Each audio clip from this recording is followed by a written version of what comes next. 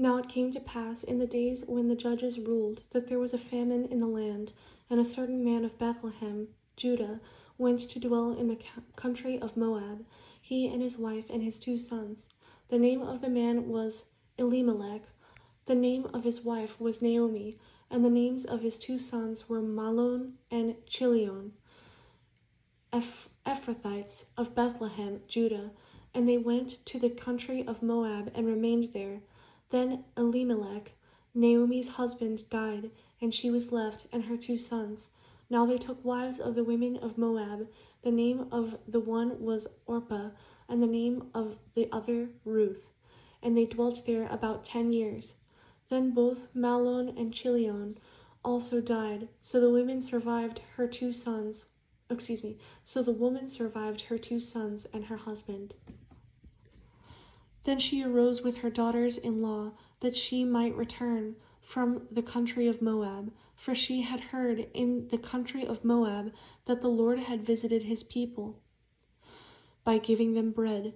Therefore she went out from the place where she was, and her 2 daughters-in-law with her, and they went on the way to return to the land of Judah. And Naomi said to her 2 daughters-in-law, Go, return each to her mother's house. The Lord deal kindly with you, as you have dealt with the dead and with me. The Lord grant that you may find rest, each in the house of her husband. So she kissed them, and they lifted up their voices and wept. And they said to her, Surely we will return with you to your people. But Naomi said, Turn back, my daughters. Why will you go with me? Are there still sons in my womb, that they may be your husbands? Turn back, my daughters. Go, for I am too old to have a husband. If I should say I have hope, if I should have a husband tonight, and should also bear sons, would you wait for them till they were grown? Would you restrain yourselves from having husbands? No, my daughters, for it grieves me very much for your sakes that the hand of the Lord has gone out against me.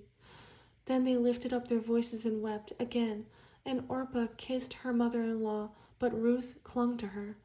And she said, Look, your sister-in-law has gone back to her people and to her gods. Return after your sister-in-law. But Ruth said, Entreat me not to leave you, or to turn back from following after you. For wherever you go, I will go, and wherever you lodge, I will lodge. Your people shall be my people, and your God my God. Where you die, I will die, and there will I be buried.